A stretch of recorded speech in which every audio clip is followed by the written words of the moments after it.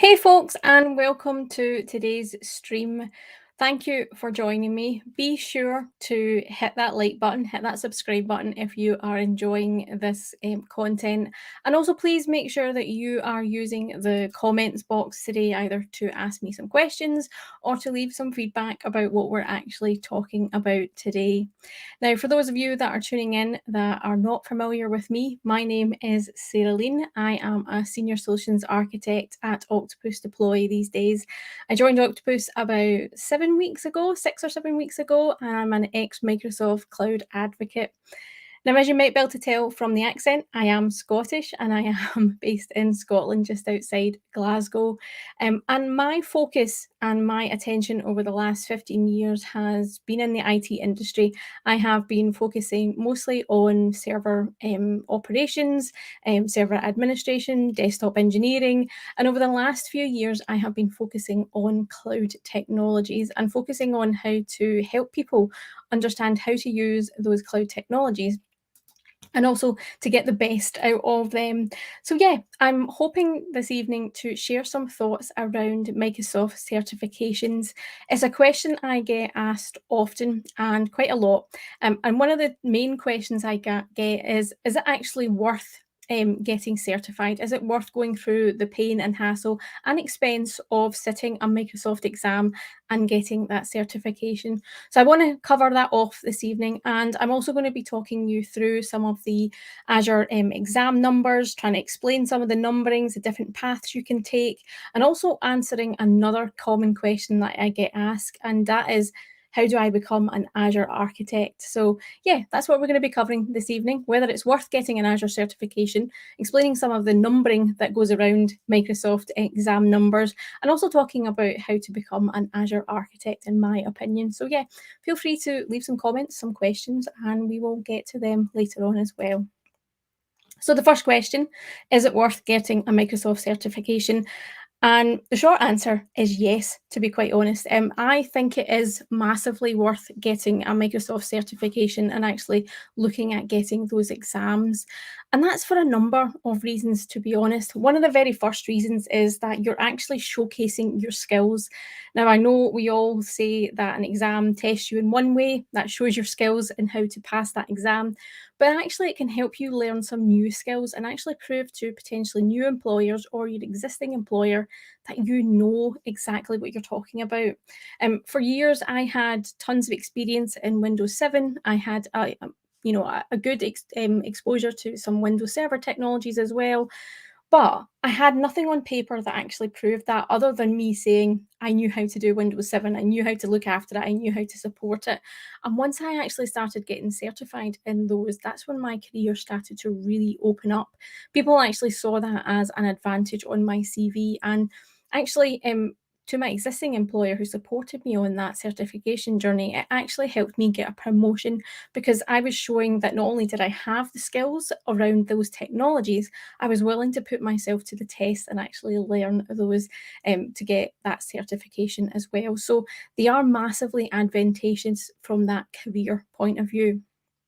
It also shows to your employer and potentially new employers, or even just your peers, that you are open to new challenges, that you are willing to learn something new or showcase your skills and kind of go outside of that comfort box. Because let's face it, we do actually get stuck in that rut of, saying that we know how to do something or being very comfortable with how we do things, but not being willing to challenge ourselves. And yes, actually sitting an exam after practicing, studying for that exam can be quite a challenge.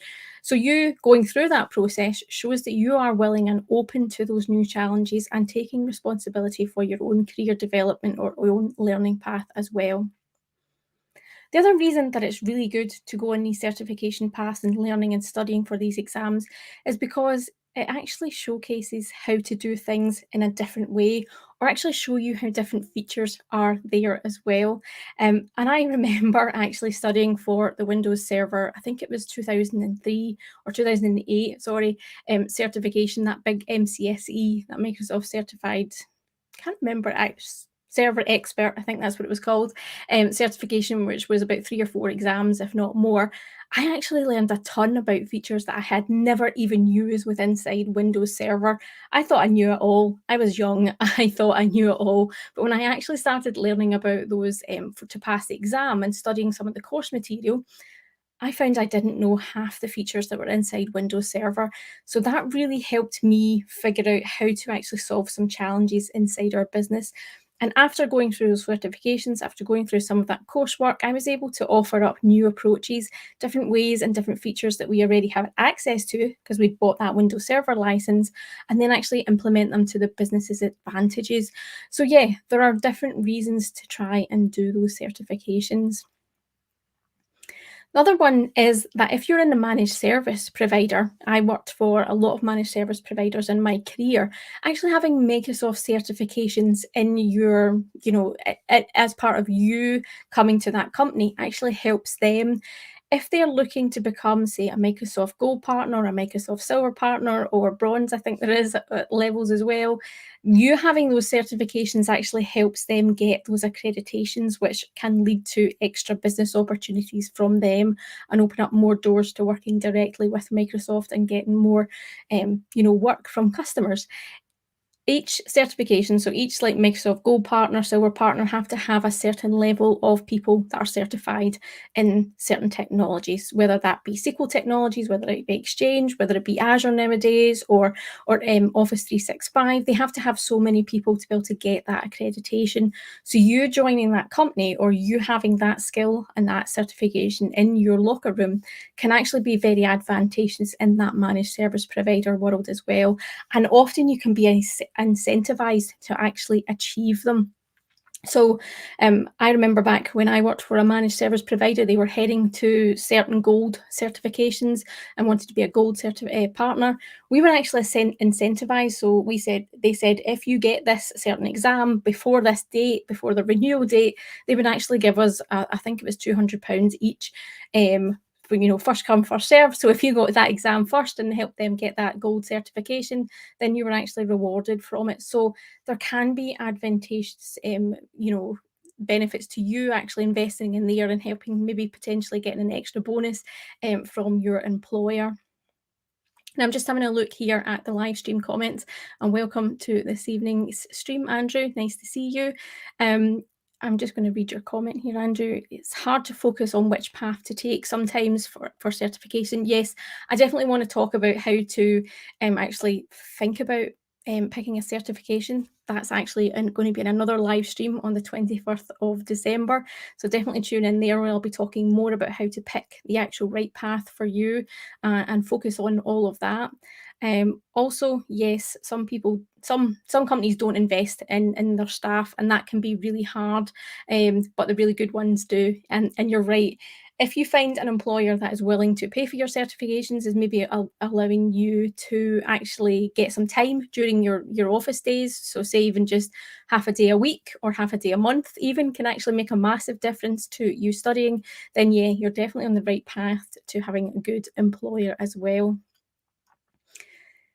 Also, one of the key advantages of having these certifications is that you can potentially be a bit more productive, because if you know that technology a bit more, if you know how to do some things maybe in a different way, in a much faster way, then you can be much more productive and ultimately be beneficial to your company as well. So in summary, there are lots of reasons why actually getting these Microsoft certifications is a really good thing to add to your career, to have on your CV. Yes, it is a massive undertaking financially and time-wise, but it can have massive advantages to your career. For me, it opened up a whole number of extra avenues once I got my Windows 7 certifications, and then I went on to do that Windows Server 2008 certifications as well. It opened up lots of more opportunities for me to work with bigger clients that we had, and I had more responsibility in my employer as well. And it really led me on to actually getting all of my certifications. So I had the Windows Server 2012, I had Exchange certifications, I had SQL certifications. Nowadays, I mostly focus on the Azure technologies and the certifications there.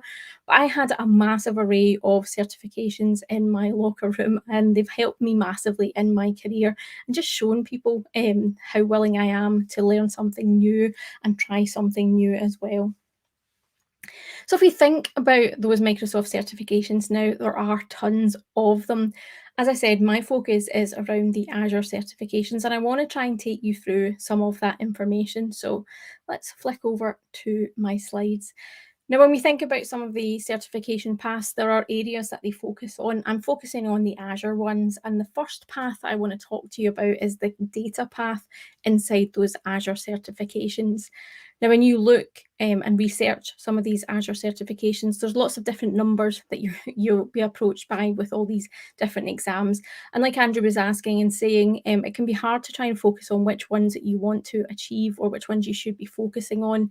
What I want to do here is try and explain some of those numbers for you. So if you're in the data science arena, if that is something that you want to specialize in, or if you're interested in learning about, you'll be faced with some of these numbers. So it'll be faced with DP, which is data platform, and then you'll have like a 3-digit number after it. So anything that starts with a 1 is in the data science category. Anything that starts with a 2 is for data engineers and aim towards that. With DP3 exams, their focus are on database administration. And then the last but not least in this category, DP9, is the fundamentals in that category as well.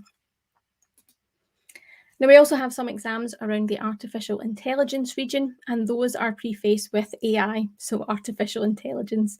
And we have two number categories here. We have the ones that begin with 1, and they focus on the AI solutions overall. And then we have the fundamentals exam as well, and that's prefaced with the number 9.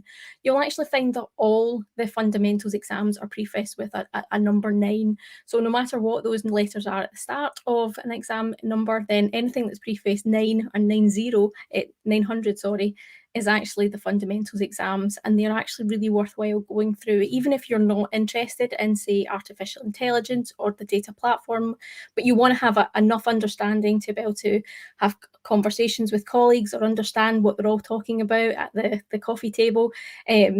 Or virtual meeting, as we're all not working in an office nowadays, then the 900 exams are well worth trying. They're often at a reduced rate. They're not quite, I think they're less than $99 or £99, depending on your region, but they are worth investing in, and I have collected all the fundamentals exams that are available. Now on to the Azure exams, and when we start to look at the Azure exams, there are a whole host of them. It can be quite overwhelming when you actually start to look at some of the Azure exams and the numbering that actually goes along with them. So let's take this step by step. So you've got the exams that are focusing on system administrators, and they start with AZ1. So anything that's AZ100 and something, then that is more aimed towards your system administrator type job role or technologies or actions that you'll be going through. With the developer exams, you'll see them prefaced with AZ200 exams. So again, anything starting with a 2 in that region is for the developers, and we'll be focusing on those developer type technologies or job roles. The AZ300 exams are for the architectures roles. So any architects, anybody that's looking to have that big overview, that picture view of what's happening and scope all those kind of things, then you're looking for the 300 exams. For the DevOps people or the people that are interested in learning that DevOps technology, then have a look at the AZ400 exams. Those are the ones that you should be focusing on and are primarily aimed towards the DevOps engineers. We've recently added the AZ 500 numbering to the Azure exams, and those are focused on security and really looking at security engineers and focusing on the things and the technologies around that area. And another new exam that was added, I believe, earlier this year is the AZ 700 exam series, which is focusing in on networking and understanding how all of that fits. And then we've even got the newer exams, which are still in beta or haven't even been released yet into beta, are the AZ 800 exams. And those are focusing on things like Windows Server and the hybrid technologies that you see a lot of customers implement now, both on-prem in their own environment and in Azure. So it's quite a wide scope in terms of what's happening there, but it actually mirrors what's happening with a lot of customers in the Azure area, because they are looking at still using all of that technology, things like Windows Server, but actually joining on with things like Azure Stack HCI and Azure Arc into these AZ 800 exams. So these are still in beta at the moment. I believe they might be coming out of beta this month, I believe, potentially in January. But those ones are definitely focused towards the people that are implementing a lot more hybrid technology or wanting to learn and use the hybrid technology. And last but not least, in the Azure series, we have the AZ 900 Fundamentals exam. And again, that's a great fundamentals exam to take on your journey when you're learning Azure for anybody, whether that you be a project manager, whether you be a sysadmin, whether you be a DevOps engineer, or whether you be somebody that's been using Azure for years. It's a good one to solidify under your belt and have as start of your certification journey.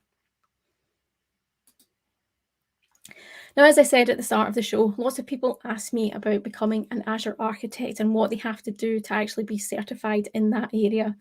Now, technically, you have to sit 2 exams right now. So you sit the AZ 303 and the AZ 304 exam, and you get that certification. You get that qualification that says you are an Azure architect. However, I'm going to argue slightly with that official path. And yes, you might be able to pass those exams and sit them, but I don't think that necessarily makes you an Azure architect that can go out into the real world and actually architect some Azure solutions and really have a good understanding of Azure, to be honest. This might be controversial, and this is entirely my opinion, but for me, I actually think you have to go through a longer journey to actually earn that real badge of being an Azure architect. So starting off with the AZ 900, your fundamentals exam, just to get the foundations right and make sure you're understanding what's going on. And then whether you're either a sysadmin or whether you're a developer, I'd say either go for 104 or 204 in those categories. And then potentially actually do AZ 500, which is a security exam. And that way you've got the fundamentals, you've either got the sysadmin path down there, and you've got security under your belt, before then doing 303 and 304. Equally, if you're a developer, go down the AZ 200 route and then go back up to security. And then I think you have a real good showcase of skills and solid knowledge to actually say that you're an Azure architect.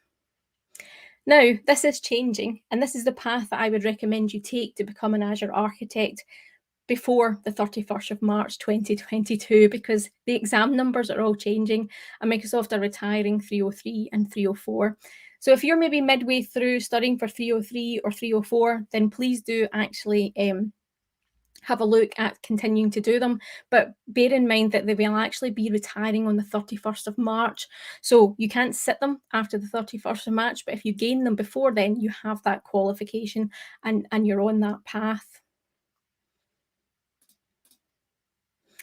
If you're studying for the Azure Architect exams after the 31st of March, or maybe even if you're starting in February and maybe don't think you'll secure it all the way to the end of March 31st, then this is the path I actually think you should take and what you will have to take on the 31st of March. So to gain the Azure Architect exam or the certification, you'll have to sit 104 and 305 to get that after March 2022. But again, I would argue that you have to do a little bit more to actually fully become an Azure architect. And I would look at AZ 900, then do AZ 104, which is the sysadmin exam, and then do AZ 305. And then technically you are an Azure architect in the views of Microsoft. But I would say then have a look at diving into AZ 500, the security one, or AZ 700, the networking one. And then I think you can really call yourself an architect. So you can see the pattern here that I'm talking about. I think you have to do a little bit more than just 2 exams to become a fully fledged Azure architect that can actually work in the real world. Um, I'll probably be changing the path that I recommend once the AZ 800, 801 and 802 exams come out, because I think they are going to be very key to you being a fully rounded Azure architect, whether you're in the developer space or whether you're in the IT pro space. I think the hybrid route is definitely where we're going to see a lot of customers, or where a lot of organizations heading towards in 2022 and beyond. So I think they're going to be very key to people actually being hired as an Azure architect rather than just saying they are an Azure architect. I'm just going to have a look here at the questions. And again, Andrew's saying you find it very hard to get the opportunity and find progression in the IT path. Yes, that has been an issue, but hopefully we're starting to address them with getting the 800 certifications, Andrew. I know Oren Thomas has worked really hard to get those added into the Azure certification path. They are hopefully going to be very well rounded towards the IT Pro, with them including technologies around Windows Server, Azure Arc, Azure Stack HCI, the things that we look after, patch management, all those kind of good things that come with that. So for me, I think that Microsoft are definitely heading in the right direction in terms of looking after the IT pros and the certification paths. But I do think they have to do a little bit more in terms of becoming an Azure architect. And rather than just sitting 2 exams, you do have to sit a whole host of them, which I do appreciate is a lot of time and effort and money.